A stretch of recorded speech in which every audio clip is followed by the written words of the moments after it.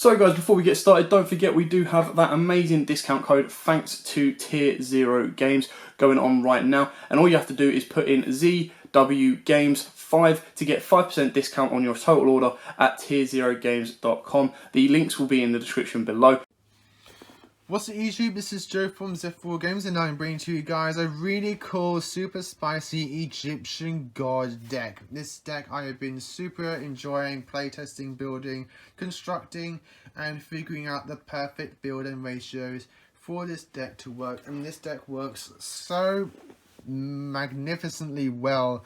It's probably my favourite way to play Egyptian gods at the moment. So before I get into all this, if you enjoy, give us a like and subscribe down below. Ding that notification bell, because obviously if you enjoy person's content here on YouTube, you don't want to miss out on that content, and that notification bell helps prevent that, and all of that is greatly appreciated, and we thank you guys so much for doing so. So before that's done, let's get into this. But even before that, I just want to give a big shout out to Blue Milk Boys Gaming. I still think that's a very weird name, mate, but if it suits you, it suits you. His this build was inspired by one of his builds on his channel for the Egyptian gods, and I wanted to take that because I thought it was really cool, really creative. It had some really unique ways to get the gods on board in terms of like their tribute fodder, which is the main weakness to the gods, is their tribute fodder. And so I wanted to take that. I took that and I mixed it around, added in my own ratios and my own consistency cards and my own ways of playing the deck, and I feel like this is perfect. This is a great way to play the Egyptian gods, minus another build which I'll explain as I go through the profile if I remember to do so.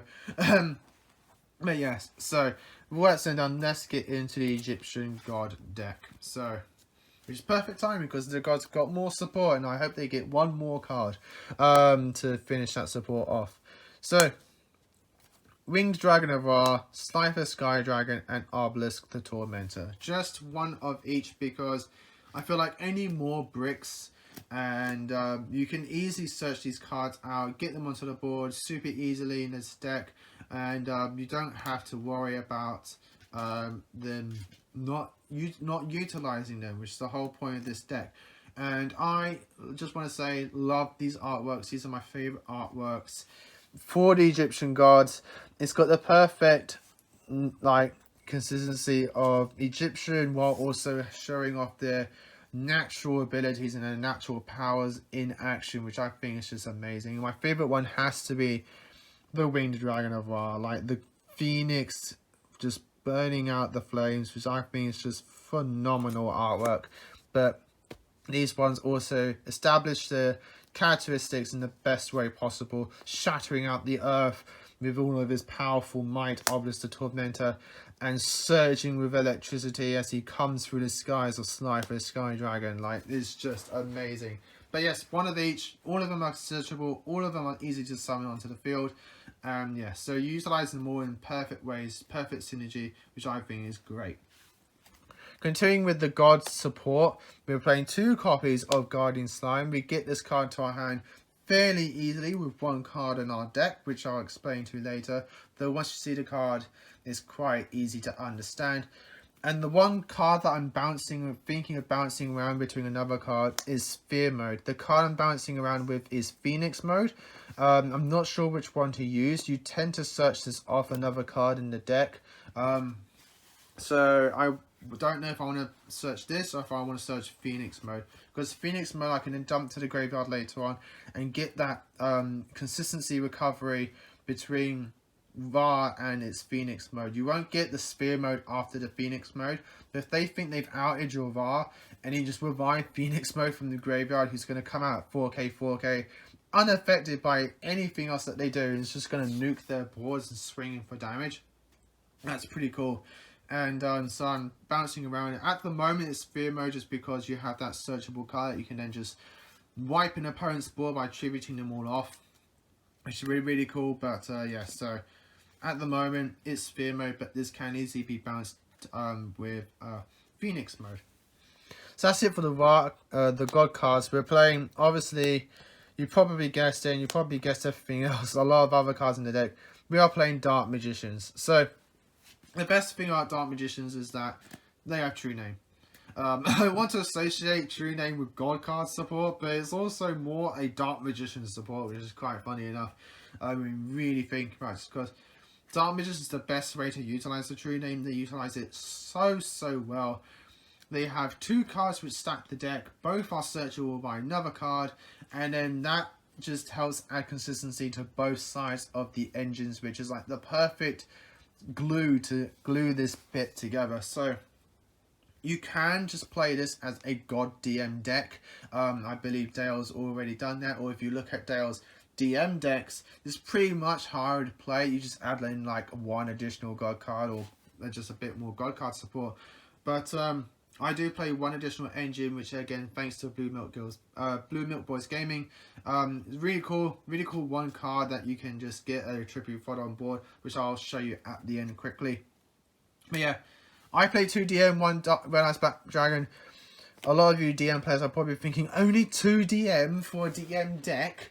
Are you mad? You don't utilize DM and your standard DM ways. Like, Dark Magician in this deck is mostly for his fusion material requirements, as well as just being able to continuously recycle with Eternal Soul, triggering your circle, removing opponent's boards in the field, and being that linchpin for a lot of the Dark Magician cards for them to work, and their consistency as well. So you're not utilizing him with a lot of his other spells and traps. You're just literally utilizing him for his fusion material, giving it to graveyard, bringing back with Eternal Soul, and triggering your magical circle.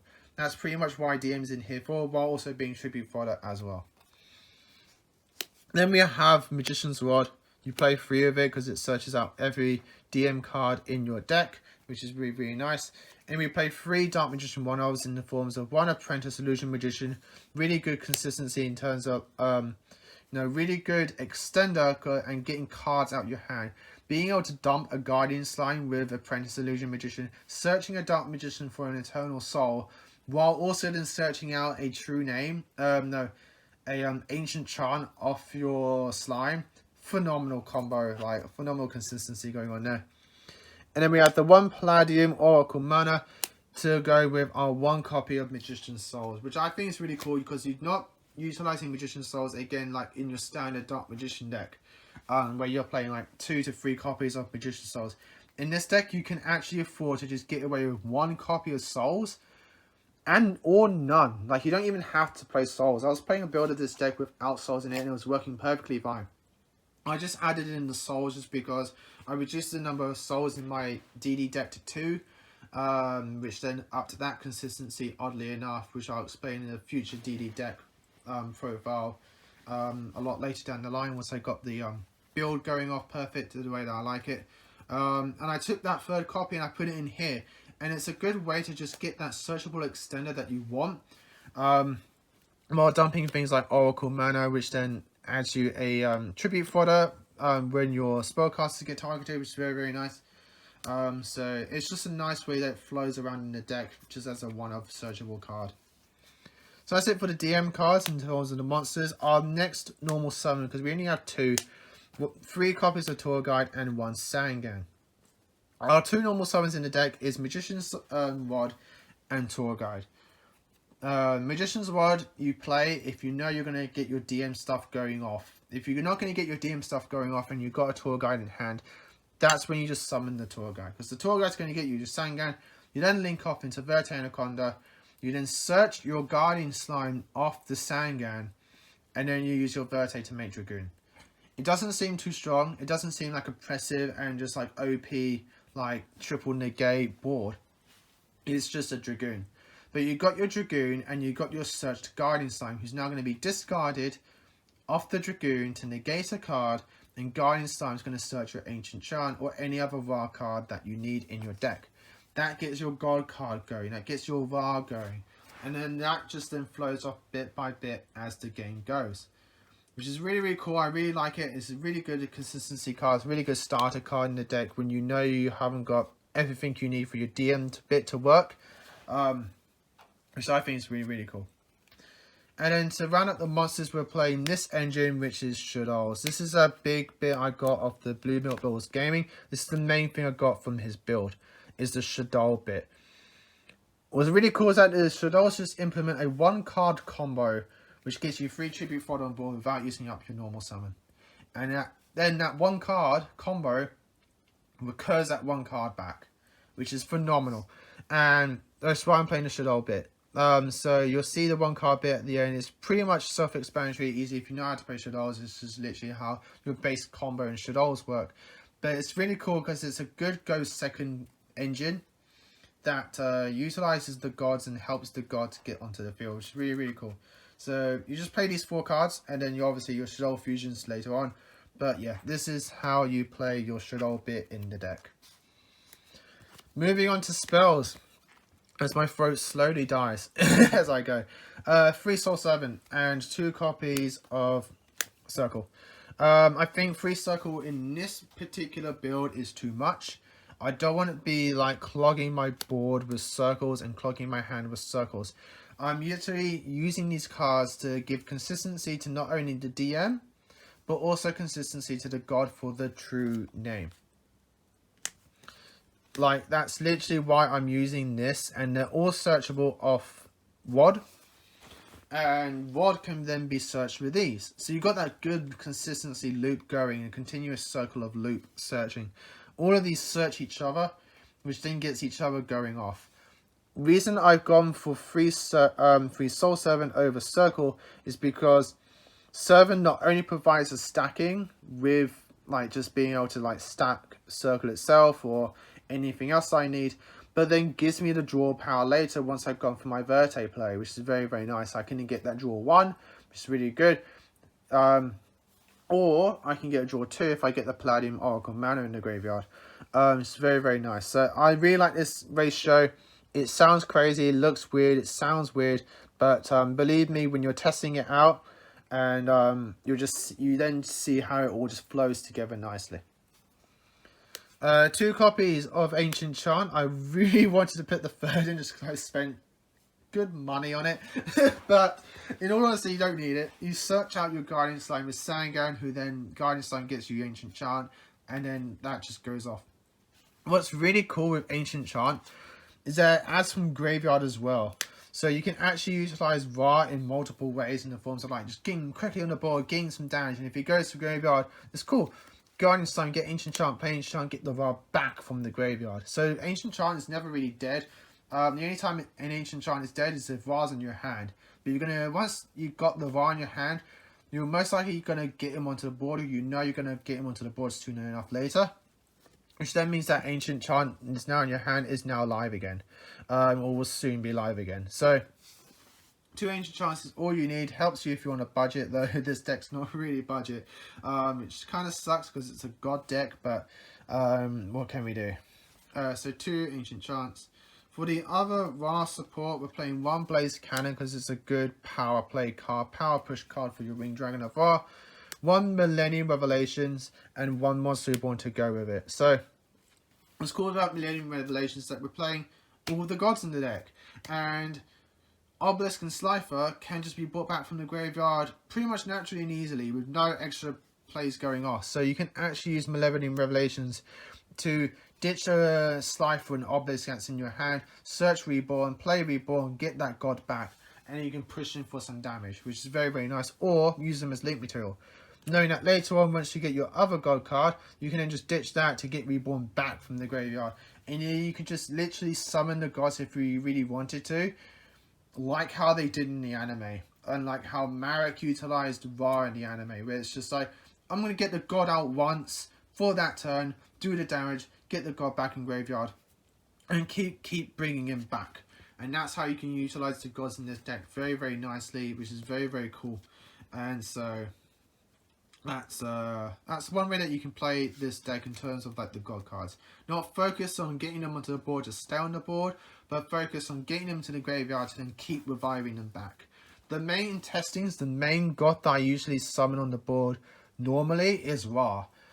Just because Ra can clear the board just by using up my life points. I can get his attack points up now higher thanks to Ancient Chant. There's times where like I'm going off and sacrificing 2 DMs and a Verte and getting a Ra out with 5,500 points, which is just insane. Knowing that He's just then going to clear the board. He's backed up with a Dragoon, who's going to also pop 2 cards. So you're going to just have game there. So it's very, very cool. For your fusion spells, 2 Shadow fusions and 1 Red Eyes fusion. Shadow fusions for your Shadow package. 2 is fine. I've never seen the needed for the 3rd because I'm not focused on the Shadow bit. And the 1 Red Eyes fusion, you send it to graveyard with your Verte. 1 Call by Grave to help those hand traps. And then the 2 Eternal Soul to just round up the deck as a whole.